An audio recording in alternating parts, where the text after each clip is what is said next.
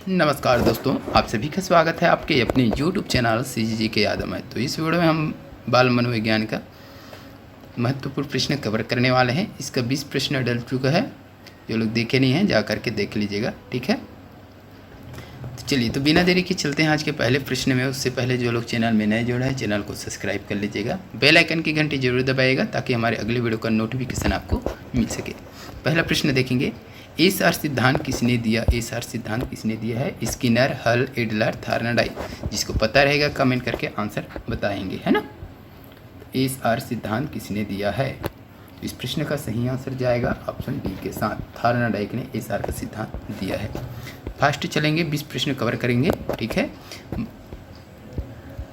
मानव व्यवहार एवं अनुभव से संबंधित निष्कर्षों का शिक्षा के क्षेत्र में प्रयोग शिक्षा मनोविज्ञान कहलाता है। यह कथन किस मनोवैज्ञानिक का है? ठीक है, तो मानव व्यवहार एवं अनुभव से संबंधित निष्कर्षों का शिक्षा के क्षेत्र में प्रयोग शिक्षा मनोविज्ञान कहलाता है। यह कथन किसका है? ये चीज़ पूछा गया है आपसे। तो ब्राउन का, क्रो का, स्किनर का, किलफोर्ड का। सही आंसर क्या होगा कमेंट में बताना है आपको।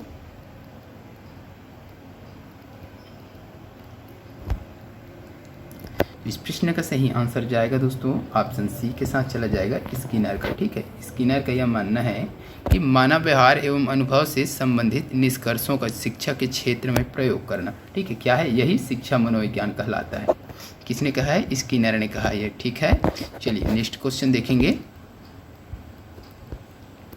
निम्न में से कौन सा सिद्धांत थार्नडाइक का है? तो ये 4 सिद्धांत दिया है, इसमें थार्नडाइक का कौन सा है ये पूछा गया आपको।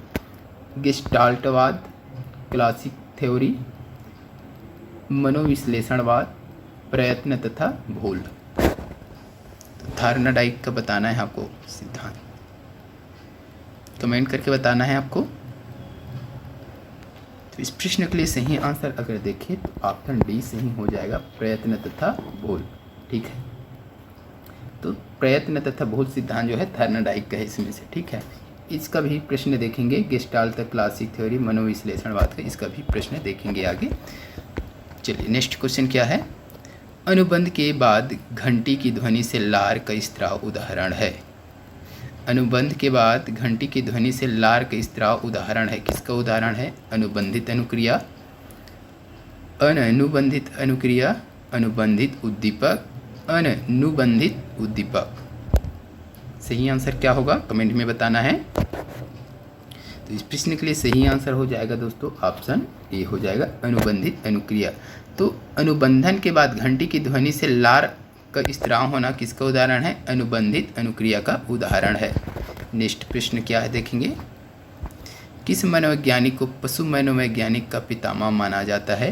Pavlov, Thorndike, Skinner, Mahatma Gandhi दिया है। क्या होगा सही आंसर क्वेश्चन नंबर 25।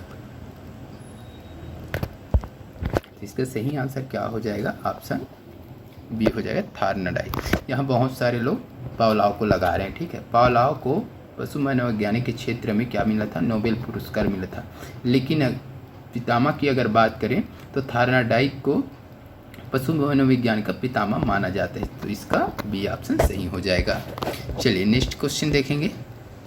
पावलोव ने शास्त्रीय अनुबंध के सिद्धांत का प्रयोग किस पर किया? तो पावलोव ने शास्त्रीय अनुबंध के सिद्धांत का प्रयोग किस पर प्रयोग किया था?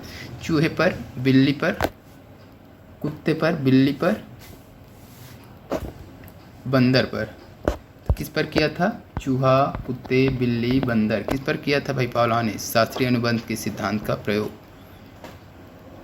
तो इस प्रश्न का सही आंसर जाएगा ऑप्शन डी के साथ, बी के साथ चला जाएगा, कुत्ते पर। ठीक है, चलिए नेक्स्ट क्वेश्चन देखेंगे। पावलोव के सिद्धांत को कंप्यूटर स्टिमुलेशन द्वारा कौन सी मशीन बताती है? तो पावलोव के सिद्धांत को कंप्यूटर स्टिमुलेशन द्वारा कौन सी मशीन बताती है?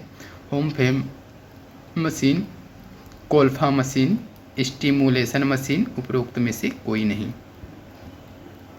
तो इसका सही आंसर हो जाएगा ऑप्शन ए हो जाएगा, होमफेम मशीन। होपमैन मशीन है ना, होपमैन मशीन है ये, ठीक है। तो पावलोव के सिद्धांत को कंप्यूटर स्टिमुलेशन द्वारा होममैन मशीन बताती है। चलिए नेक्स्ट क्वेश्चन देख लेते हैं। उद्दीपक अनुक्रिया सिद्धांत किसने दिया? उद्दीपक अनुक्रिया सिद्धांत किसने दिया? एडलर, हल, थॉर्नडाइक, स्किनर। कमेंट कीजिए। वीडियो अच्छा लग रहा है तो वीडियो को लाइक ज़रूर कीजिएगा, शेयर कर दीजिएगा और चैनल में जो लोग नए हैं चैनल को सब्सक्राइब भी कर लीजिएगा। आपको इसी प्रकार का वीडियो हमारे इस चैनल के माध्यम से मिलता रहेगा। फिलहाल इस प्रश्न का सही आंसर जाएगा ऑप्शन सी के साथ। उद्दीपक अनुक्रिया सिद्धांत जो है थॉर्नडाइक ने दिया है, याद रखना है आपको। चलिए नेक्स्ट क्वेश्चन देखेंगे। थॉर्नडाइक के अनुसार बुद्धि का प्रकार नहीं है, तो थॉर्नडाइक के अनुसार बुद्धि का प्रकार कौन से नहीं है? ये चारों में से वो बताना है। मूर्त, अमूर्त, सामाजिक, जैविक बुद्धि। बुद्धि का प्रकार नहीं है पूछा गया है ना, थॉर्नडाइक के अनुसार। तो इस प्रश्न का सही आंसर जाएगा ऑप्शन डी के साथ, जैविक बुद्धि। ये बुद्धि का प्रकार नहीं है जैविक बुद्धि। बाकी मूर्त, अमूर्त, सामाजिक ये सभी क्या है? बुद्धि के प्रकार है थॉर्नडाइक के अनुसार। ठीक है, चलिए नेक्स्ट क्वेश्चन देखेंगे। स्किनर किस देश के वैज्ञानिक थे? स्किनर किस देश के वैज्ञानिक है भाई? जापान के, अमेरिका के, इंग्लैंड के, इटली के। इंपॉर्टेंट है ये। तो स्किनर जो है अमेरिका के वैज्ञानिक है, याद रखना है, अमेरिका। ठीक है, चलिए अमेरिका से और कौन देखे हैं? तो थॉर्नडाइक भी अमेरिका से ही हैं। ठीक है, इसको भी याद रखना है। चलिए नेक्स्ट क्वेश्चन देखेंगे। विकास के परिप्रेक्ष्य में समय के साथ होने वाले परिवर्तनों में निम्न में क्या शामिल है? तो विकास के परिप्रेक्ष्य में समय के साथ होने वाले परिवर्तन निम्न में से क्या शामिल है? तो जो परिवर्तन होता है उसमें क्या शामिल है? रूप, दर, अनुक्रम, ये सभी। तो इस प्रश्न का सही है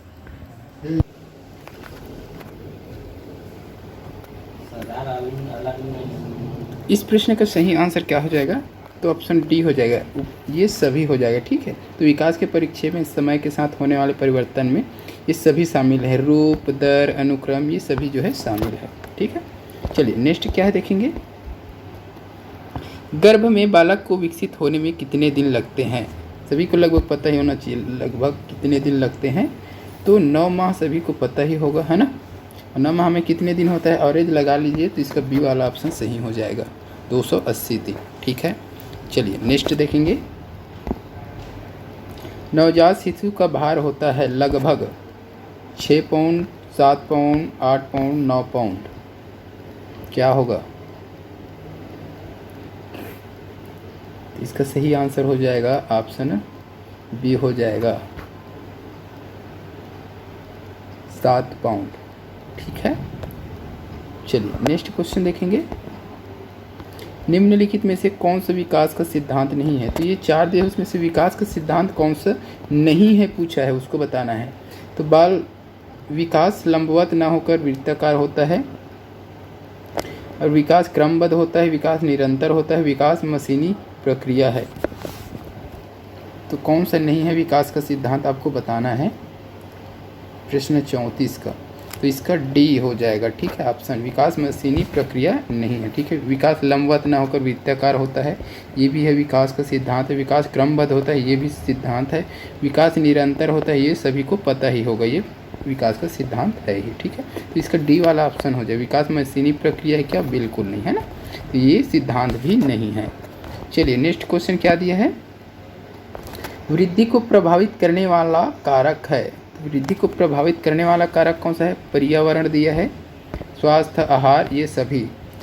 पर्यावरण प्रभावित करता है क्या वृद्धि को? तो बिल्कुल करता है। स्वास्थ्य में अगर गड़बड़ी हो तो विकास प्रभावित होता ही है। ठीक है, आहार, तो सही आहार भी वृद्धि को प्रभावित करता है। तो ये सभी, इसका डी वाला ऑप्शन जो है सही हो जाएगा, ये सभी। ठीक है, चलिए नेक्स्ट क्वेश्चन देखेंगे।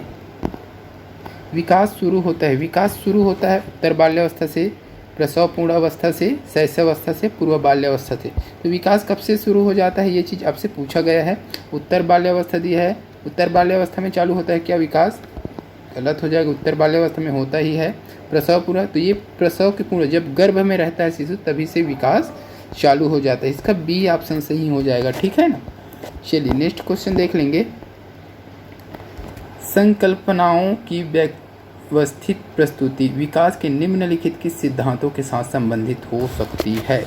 तो संकल्पना की व्यवस्थित जो प्रस्तुति की जाती है विकास की, वह निम्नलिखित में से किस सिद्धांतों के साथ संबंधित हो सकता है? विकास के परिणाम स्वरूप वृद्धि होती है, विकास विषम जातीयता से स्वजातीयता की ओर अग्रसर होता है, विद्यार्थी विभिन्न दरों पर विकसित होते हैं, विकास सापेक्ष रूप से क्रमित होता है। क्या होगा सही आंसर इस प्रश्न के लिए? तो इसका डी वाला ऑप्शन सही हो जाएगा, विकास सापेक्ष रूप से क्रमित होता है। ठीक है, सापेक्ष रूप से क्या होता है? वो क्रमित होता है विकास जो है। चलिए नेक्स्ट क्वेश्चन देख लेंगे। निम्नलिखित में से कौन सा विकास का सिद्धांत है? तो इसमें से विकास का सिद्धांत कौन सा है ये बताना है आपको। ठीक है, तो इसका सही आंसर क्या होगा जल्दी बता दीजिए भाई। विकास की सभी प्रक्रियाएं अंतः संबंधित नहीं होता, ये अंतः संबंधित नहीं होता, ये तो बिल्कुल गलत ही हो जाएगा। ठीक है, अंतः संबंधित होता है भाई। सभी का विकास दर समान नहीं होता, ठीक है, नहीं होता। विकास हमेशा रेखीय होता है, यह निरंतर चलने वाली प्रक्रिया नहीं है। तो कौन सा विकास का सिद्धांत है पूछा गया, तो इसका बी वाला जो है सही हो जाएगा। ठीक है, सभी का विकास दर समान नहीं होता, तो ये विकास का सिद्धांत, सभी का जो विकास दर है समान नहीं होता, अलग अलग तरीके से होता है। ठीक है, ये निरंतर चलने वाली प्रक्रिया नहीं है पुलत, ये निरंतर चलने वाली प्रक्रिया है विकास जो है। ठीक है, यह हमेशा रेखीय होता है क्या? नहीं, कुछ भी तरीके से होता है, रेखीय वेखीय नहीं होता, विकास होता ही रहता है। ठीक है, चलिए नेक्स्ट क्वेश्चन देख लेंगे। नर्सरी कक्षा से शुरुआत करने के लिए कौन सी विषय वस्तु सबसे अच्छी है? मेरा परिवार, मेरा प्रिय मित्र, मेरा पड़ोस, मेरा विद्यालय। तो नर्सरी कक्षा में अगर शुरू कर रहे हैं तो विषय वस्तु उसके लिए बहुत इंपॉर्टेंट होता है। तो कौन सा विषय वस्तु सबसे अच्छा माना जाता है, ये चीज़ पूछा गया है। तो मेरा परिवार, याद रखिएगा, मेरा परिवार जो विषय वस्तु है वो सबसे अच्छा होता है नर्सरी के लिए, क्योंकि परिवार से दूर जाकर बच्चे को पढ़ना होता है। तो मेरा परिवार, तो उसमें परिवार की तरह ही पढ़ाई होगा। ठीक है, परिवार से रिलेटेड, तो ये मेरा परिवार जो विषय है ये सबसे अच्छा माना जाता है। चलिए नेक्स्ट क्वेश्चन देख लेंगे और इस वीडियो का लास्ट है। माँ बाप के साए से बाहर निकलकर अपने साथी बालकों की संगत को पसंद करना संबंधित है किशोरावस्था से, पूर्व किशोरावस्था से, उत्तर बाल्यावस्था से, शैशवावस्था से। इसका सही आंसर आप कमेंट करके बताना है आपको। ठीक है, तो इस वीडियो में बस इतना ही। वीडियो अच्छी लगे तो वीडियो को लाइक, शेयर एंड चैनल को सब्सक्राइब करें।